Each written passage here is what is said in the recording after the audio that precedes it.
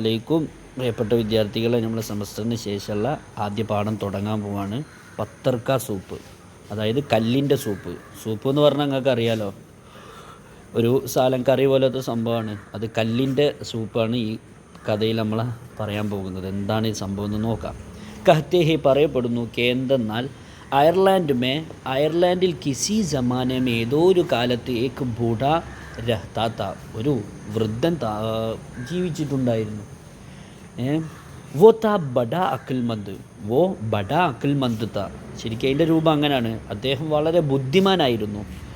വോ ഏക് ബാർ, അദ്ദേഹം ഒരിക്കൽ ദൂർ ദറാസ് കെ സഫർ പർ, അതായത് അതിദൂരമായിട്ടുള്ളൊരു യാത്രയുടെ മേൽ റവാന ഹുവ, അദ്ദേഹം എന്തായി, യാത്ര പുറപ്പെട്ടു. അതായത് ഏതോ ഒരു ദൂരത്തേക്ക് യാത്ര പോകാനുള്ളൊരു തയ്യാറെടുപ്പിലാണ് അദ്ദേഹം. അങ്ങനെ അദ്ദേഹം യാത്ര പുറപ്പെട്ടു. ഉസ്കെ പാസ് ജോ കുച്ച് താ സബ് ഖത്തം ഹോ ഗയ, അദ്ദേഹത്തിൻ്റെ അടുക്കൽ എന്തുണ്ടായിരുന്നു അതൊക്കെ, കുറച്ചെന്തെങ്കിലും ഒരു സാധനം ഉണ്ടായിരുന്നോ അതൊക്കെ ഖത്തം ഹോ ഗയ, തീർന്നുപോയി. അബ് തോ, ഇപ്പോഴാണെങ്കിൽ വോ ഭൂഖാ രഹ്നെ പർ മജ്ബൂർ താ, വിശന്നിട്ട് കയ്യൽ, അതായത് വിശന്ന് അങ്ങോട്ട് താമസിക്കൽ അദ്ദേഹത്തിന് മജ്ബൂർ താ, നിർബന്ധിതനായിരുന്നു. അതായത് ഇനിയിപ്പോൾ വിശന്നിങ്ങനെ ഇരിക്കൽ അദ്ദേഹത്തിന് നിർബന്ധിതനായി എന്ന് പറഞ്ഞാൽ നല്ല വിശന്നിങ്ങനെ ഇരിക്കേണ്ട അവസ്ഥ വന്നു എന്നർത്ഥം. ഉസ്കി സമജ് മേ കുച്ച് നഹി ആത്താത്ത, അദ്ദേഹത്തിൻ്റെ മനസ്സിൽ ഒന്നും ഉണ്ടായിരുന്നില്ല. എന്തെന്നാൽ ക്യാക്കരെ, എന്ത് ചെയ്യണമെന്നുള്ള ഓർത്തിട്ട് അദ്ദേഹത്തിൻ്റെ ചിന്തയിൽ ഒന്നും ഉണ്ടായിരുന്നില്ല. എന്താപ്പം ചെയ്യഞ്ഞി, അങ്ങനെ പറയാം. ഓർ ഭൂക്തി, എന്തായിരുന്നു, വിശപ്പായിരുന്നു. എന്തെന്നാൽ ബറാബർ, അതിങ്ങനെ തുടരെ ബഡ്ത്തി, വർദ്ധിച്ചുകൊണ്ട്, ജാരഹിയ, വർദ്ധിച്ചുകൊണ്ടേയിരുന്നു.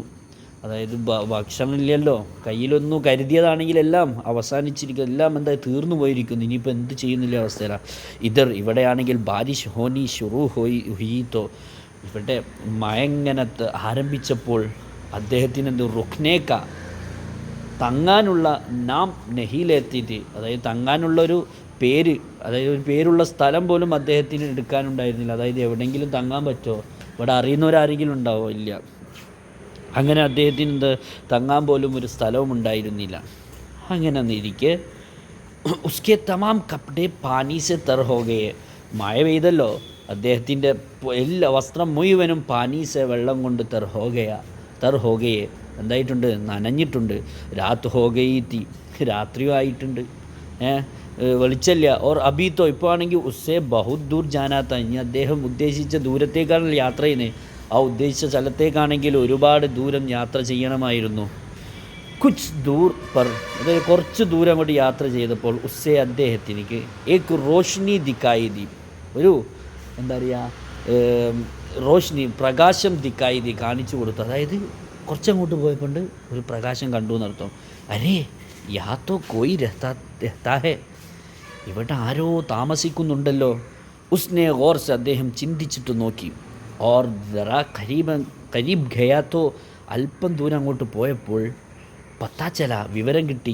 എന്തെന്നാൽ ഏത്തോ, ഇതാണെങ്കിൽ ഒരു ഷാന്ദാർ മക്കാൻ ഹേ, നല്ല സുന്ദരമായ സ്ഥലമാണെന്ന് അദ്ദേഹത്തിന് മനസ്സിലായി. ഓ ഹിമ്മത്ത് കർക്കെ മക്കാൻ കെ ഖരീബ് ചലാഗയ, അദ്ദേഹം എല്ലാ ധൈര്യവും സംഭരിച്ചുകൊണ്ട്, മനക്കരുത്തെടുത്തുകൊണ്ട് അദ്ദേഹം എന്തായി, അതിൻ്റെ അടുത്തേക്ക്, ആ സ്ഥലത്തിൻ്റെ അടുത്തേക്ക് ചലിച്ചു, അതായത് നടന്നു.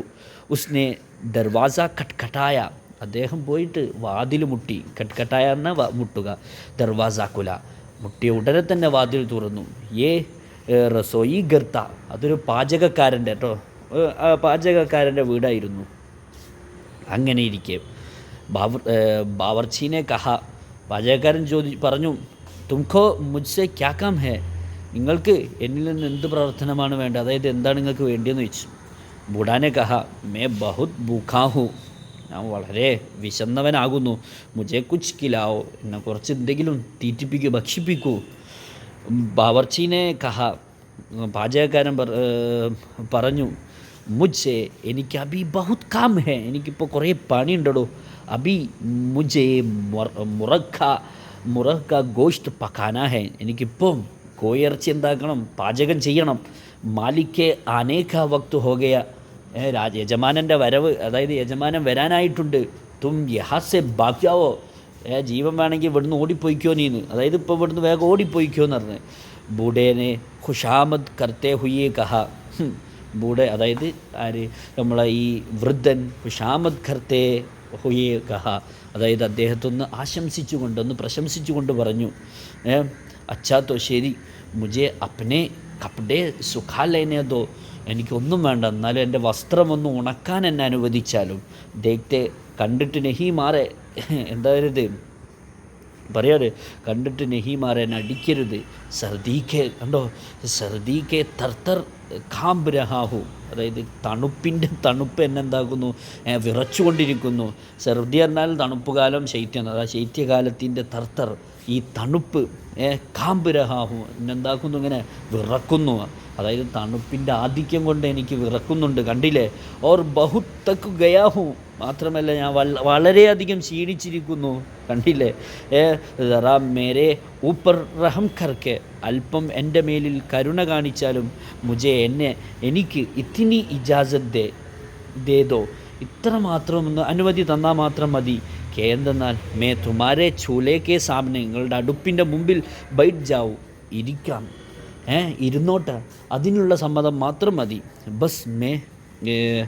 ബസ് മേ തോടി ദേർ ബൈഠൂങ്ക, എന്നിട്ട് അല്പം ഞാൻ എന്താക്കുക, ഇരിക്കുക മാത്രമേ ചെയ്യുകയുള്ളൂ.